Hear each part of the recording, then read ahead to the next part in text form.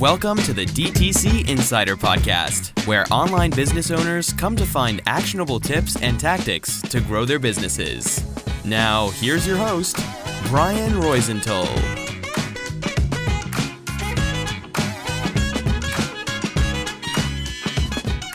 Hey, welcome to another episode of the DTC Insider podcast. I am Brian Roisentul, your host, and today I'm going to interview Leeanna Gantt.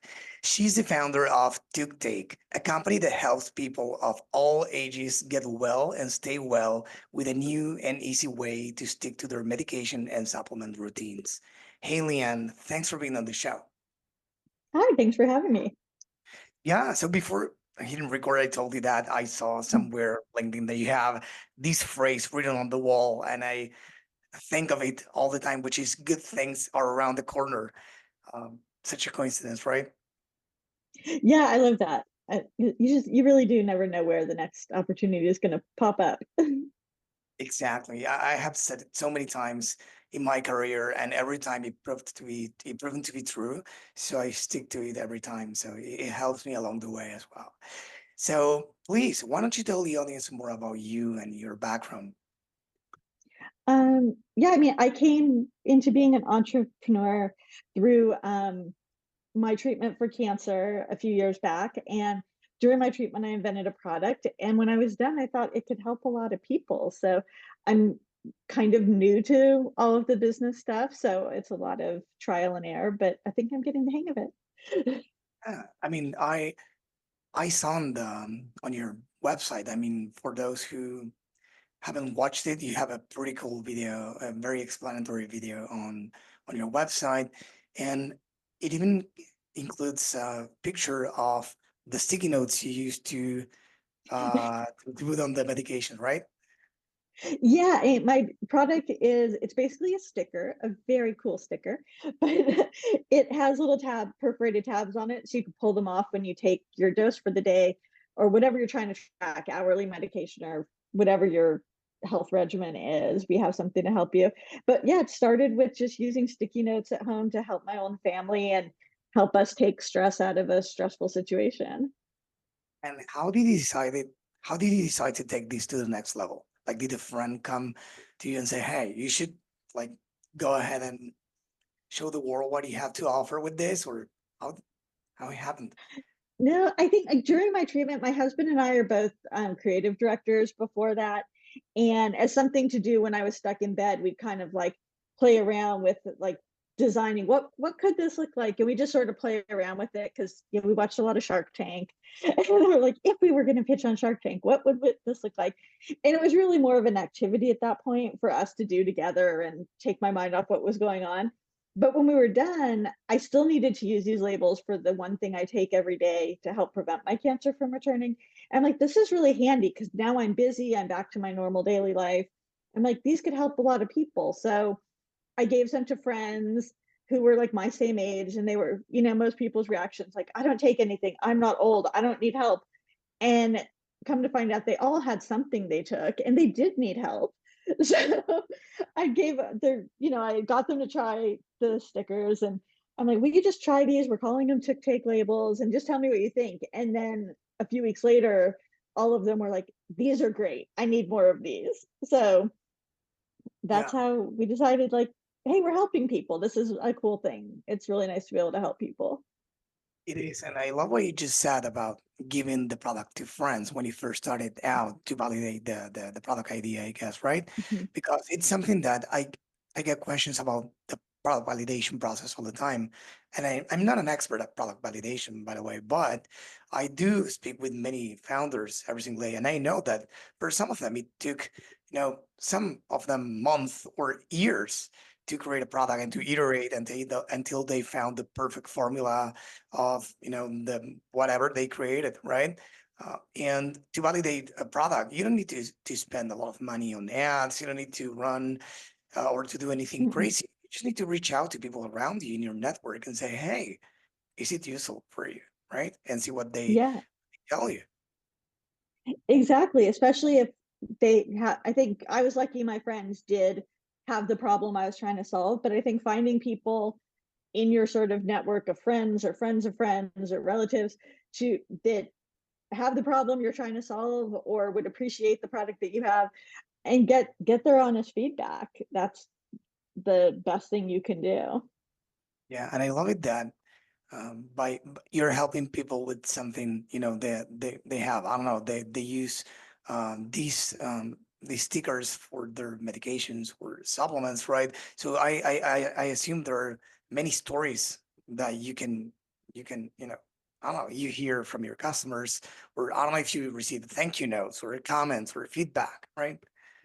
Yeah, I get, comments, direct messages, feedback, and it's fun because sometimes there are things I wouldn't even think of. Like there's somebody who she bought them actually for her dog, and then she ended up using them on some like face medicine things, some products she had from the dermatologist because they were liquids, and then she bought more for herself.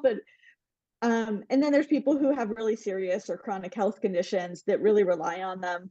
I have a friend that has a very serious condition, and medication manages it, and she's fine if she takes it, but if she takes it twice, she ends up in the emergency room. So her problem isn't forgetting as much as she can't take it 2 times. So there's all kinds of scenarios I never even thought of. And it's great when people see the simplicity of my product and they can use it to help themselves with their specific condition or their scenario. Yeah, and I don't know if anyone listening or watching this paid attention to what she just said, but you, Leon, said that a friend of yours, I believe, or a customer, said that she was buying your products for her dog, right? So, did you have a plan these for pets originally, or We like when I first started making the labels, we had actually used them for our dog's medicine a couple times. But we sort of thought, oh, it could be for pets because that was really handy. It kept let us know if somebody had already given her medicine. Um, but we're like, no, people's what we want to do. But now we actually have a version for pets and for people because we had so many people saying like, it's like, oh, this is great. I'm using it for my cat. I'm using it for my dog. Like, we're like, okay, we should probably make a version for pets so that we could try and get into pet retail. So it just opens up that audience for us. that's awesome. That's exactly what happens, or one of the many things, the good things that happen when you listen to your audience and assess what they need, right? So this is awesome. So I wanted to ask you now about something that got my attention when I found out. Is it possible that this is correct, that you were in CVS and Walmart stores very early in your journey? Mhm. Yeah, we were in the CVS and Walmart very early. How did you pull that off? I know many well-established brands trying to get into those, you know. Um, I think I didn't know it was early at the time, like in my mind, because I didn't have experience with, CPG or getting into retail. I thought that's just how it happened. I've since learned it was very early and there was a lot I didn't know.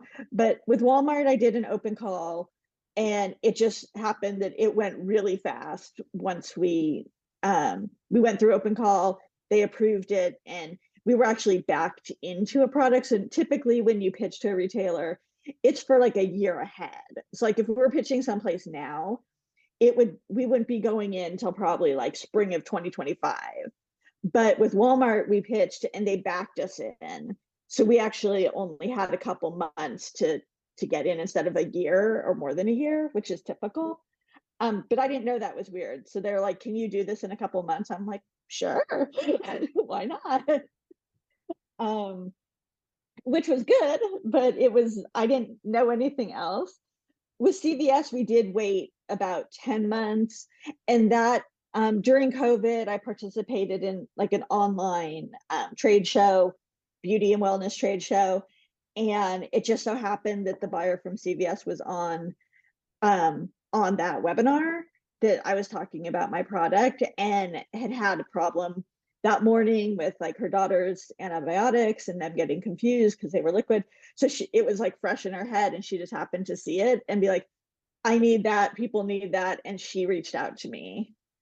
Um, Being at the right So place at the right time, right? yeah, but it's like you say, you don't know. Like I had no idea who was going to be on this. I'd never done a trade show, let alone a virtual trade show. I like honestly had no idea what I was doing, but I was like, well, I'm just gonna go and talk about it because that's what I do. No, I know, and it must have been crazy. I mean, with first with Walmart, I mean, the demand, I mean, the inventory levels, they must have demanded. I don't know. Yeah, I mean, it was a big learning curve. I did get help. I got a retail broker to step in. I'd already made the contacts, but I didn't understand the onboarding process. It's a lot of paperwork. Um, Now I could do it. I still wouldn't want to. But yeah, it was definitely worth getting help so I could learn as we went, and um it wasn't up to me to figure everything out. Yeah. And about something you said, there's probably a few or many, but one benefit of not knowing about something, in this case, you said retail with Walmart, is that you do things that otherwise you couldn't do, right?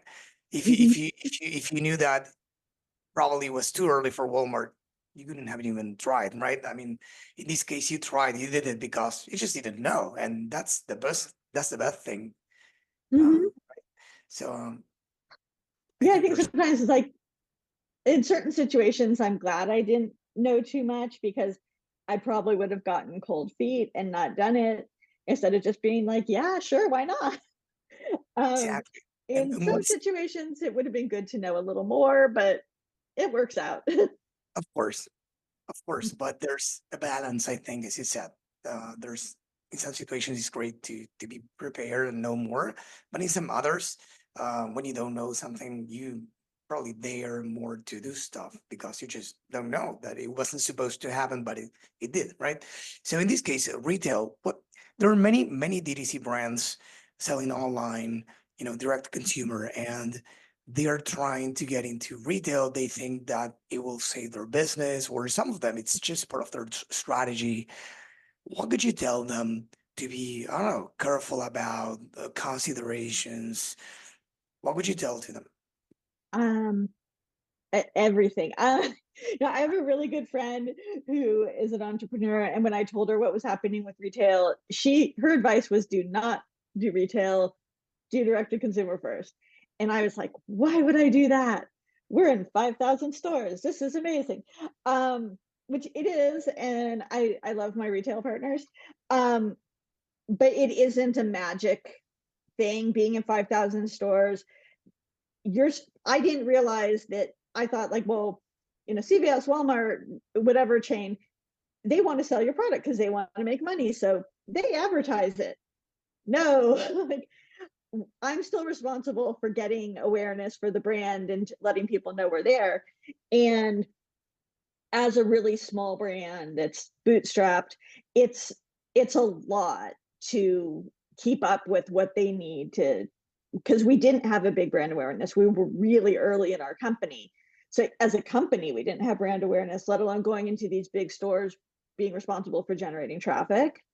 So I think retail's great, and certain products, like I feel our products places in retail, but it isn't a magic bullet. I get people writing to me saying, can I talk to you about retail? And I talk to other entrepreneurs all the time and try and help give them advice, but I let them know there's a lot of expenses, a lot of expectations, and it's more on you than you think it is. It's the same thing as going to see, just bigger numbers, bigger expectations. Yeah. I mean, I guess every entrepreneur needs to choose their own battles. Mhm. Sometimes this is great for some, or probably will take a lot from their time and not justify the results, right? Or the outcomes. Yeah. I think it depends on your product and where you think your customers are. Um, and that's a really personal thing to, I think, each company. Like where are your people, and where do they want to find you? Exactly. Yes. And in retail, I discussed with somebody, I think it was CrossNet or another brand. That, of course, you don't have like a landing page, you don't have an ad, it's Mhm. your product right there, the packaging, and there are probably hundreds of other products or similar products or dozens of similar products right next to yours, right? So it's tough to stand out. So there's a lot Mhm. uh, of things that these brands I talk to at least will work on related to the packaging and how they, Mhm. how they try to make it stand out, or how they try to communicate some, the message, what it's about, or the benefits, pain points, whatever it is, in just a small space. Yeah, I mean, people always talk about how, like, on social media and stuff, you have, seconds to get someone's attention. In a retail store, I feel like it's even less because they're walking, they're looking at a lot of things at the same time. They're and like our product, our package is like it's super small. It's like so like in a Walmart, we're like, the size of a credit card. Um so yeah, I mean, it's a different challenge. It's always something that we're working on. And at least like I follow the CrossNet guys, at least theirs is a big box. Like, like I'm like, at least your product's huge, Chris. Like mine's like itty bitty. Yeah, exactly. So let's talk about the online store for a sec now. What do you guys do to acquire customers currently? It's something that we're actually really focusing on this year. Till now, we've been because we went into retail early, most of our efforts and most of our sales come from our retail partners. Um, because it's just me, my husband helps with our marketing, but like it's just us doing everything. So we've been trying to support them as much as we possibly can so we can stay there and make them happy. But this year we're trying to find a balance doing that and really sending people to our website as well. So it's a learning experience. Yes. I mean, I can imagine that a brand like yours, again, as I was saying in the beginning of the conversation, I think there are a lot of stories behind your customers.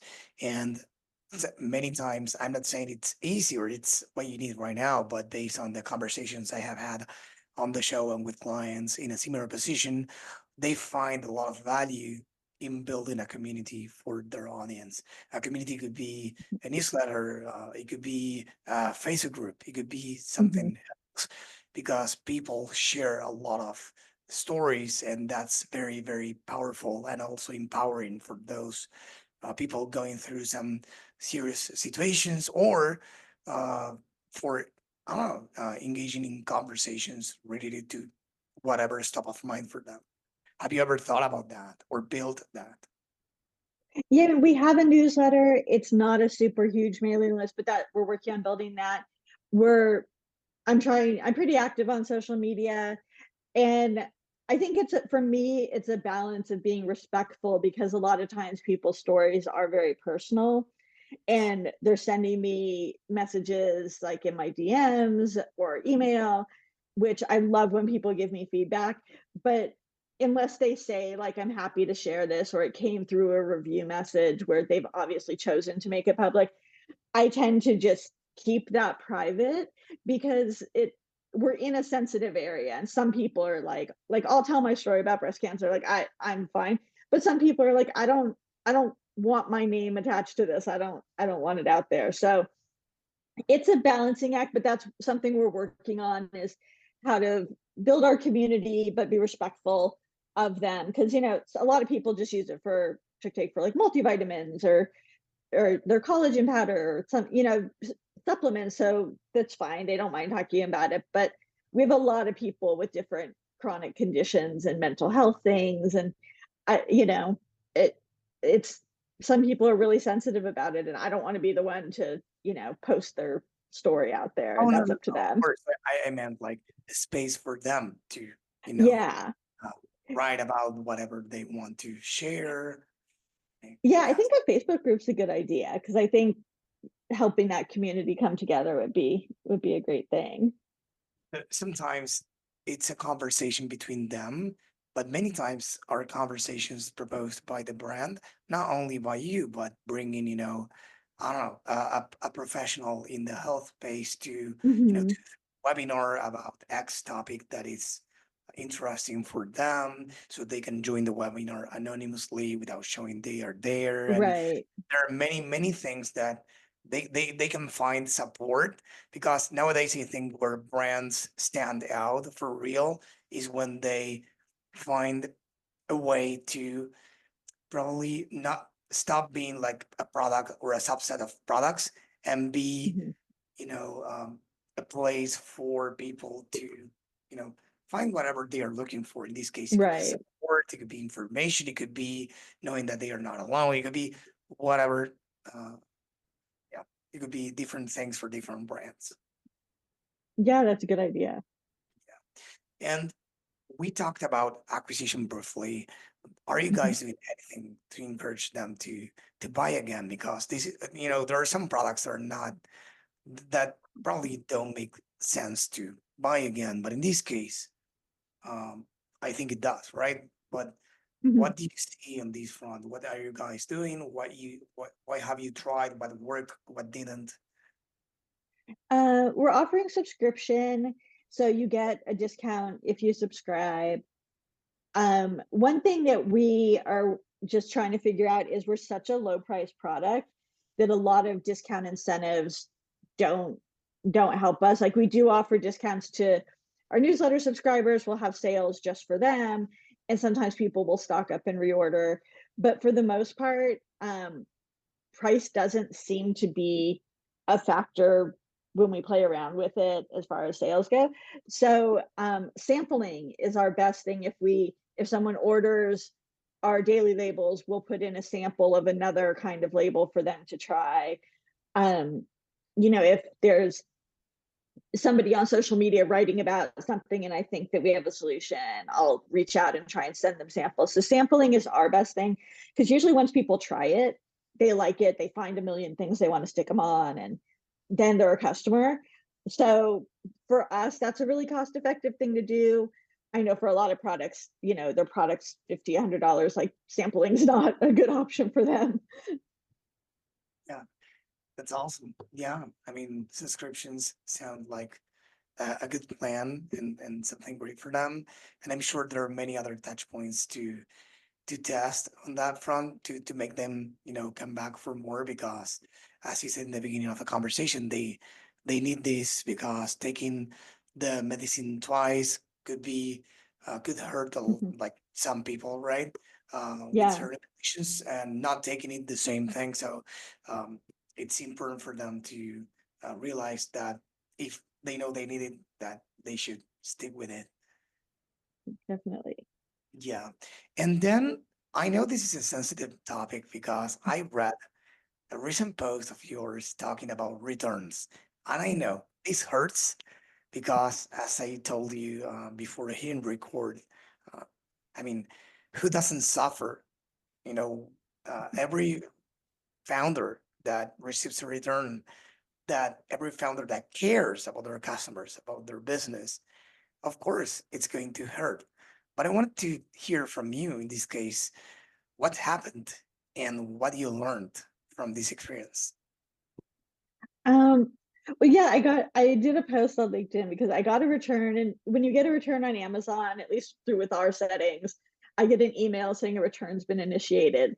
And it makes my heart sink because I'm just like, somebody bought it and didn't like it. And I like take it really personally, even though I also get emails with all the sales, and I just kind of like, I glance at those and don't really think about them that hard.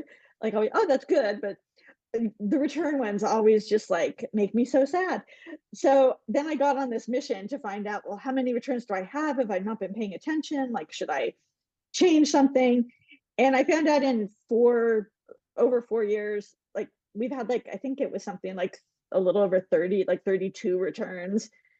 And then in reading the reasons, I found out almost all of them were the person who ordered's error. Like the reason they thought it was a pillbox, which it clearly says it's a sticker. Like it wasn't really a problem. Like they didn't it might not have been the right product for them, but they didn't order the right thing either. So that made me feel a little better. Yeah, that's awesome, and that's great to hear. That was the reason why they returned it.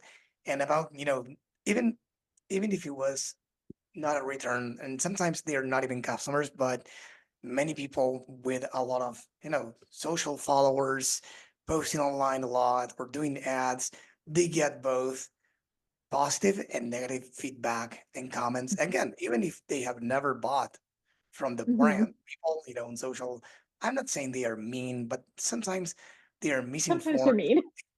Sometimes they are mean, yes, let's say it, but many times they are misinformed, or they just, Mhm. go around saying, bad things as if no human being read them, right?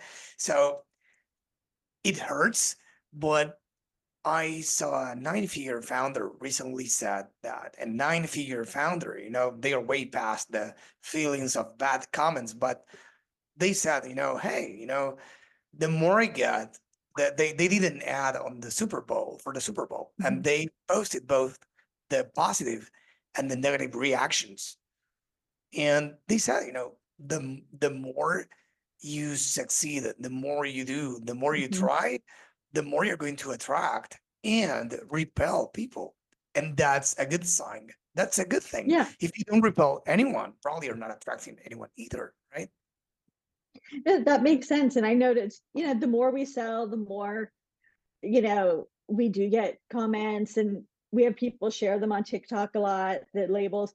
And I always try and look at the comments, and um I feel the need sometimes to respond to the negative ones unless they're just mean.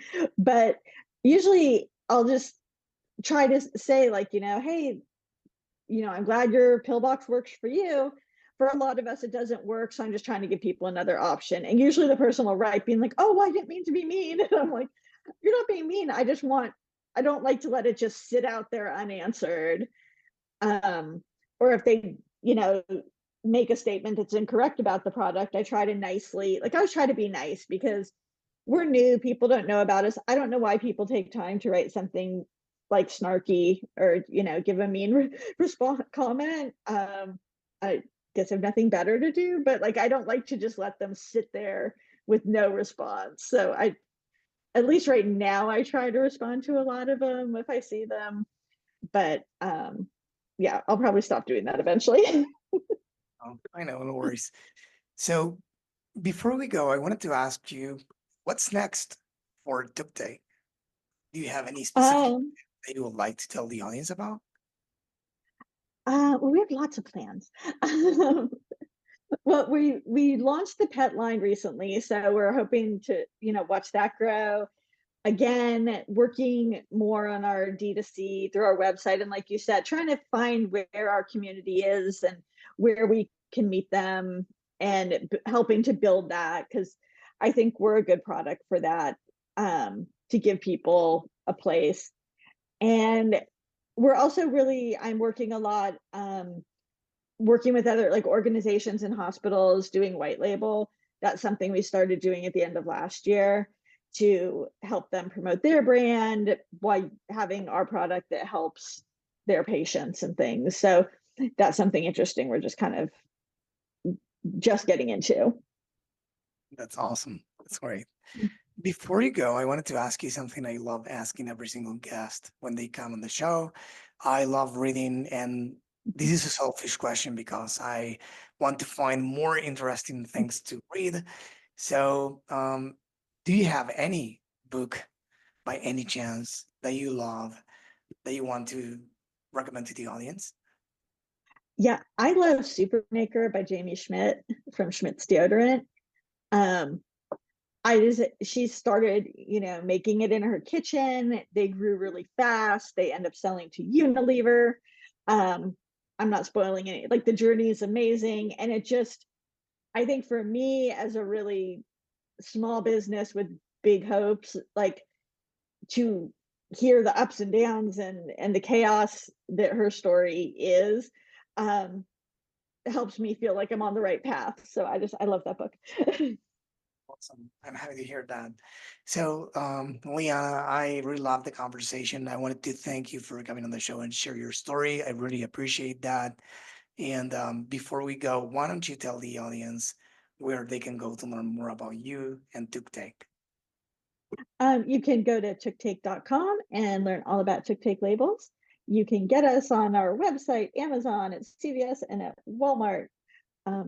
You can hear my ramblings about being an entrepreneur on LinkedIn under Leeanna Gantt. Awesome. Please, for those listening or watching these, remember to go to the DTCinsider.com and find the show notes for this one. Everything that Leanna mentioned will be there. Okay. Leanna, again, it was a pleasure to do this episode with you. Thank you. Thanks for having me. It was a lot of fun. This episode was brought to you by BSR Digital. We help DTC brands grow through paid ads and email marketing campaigns. If you'd like us to help your business grow, head on over to bsrdigital.com and schedule a call with us.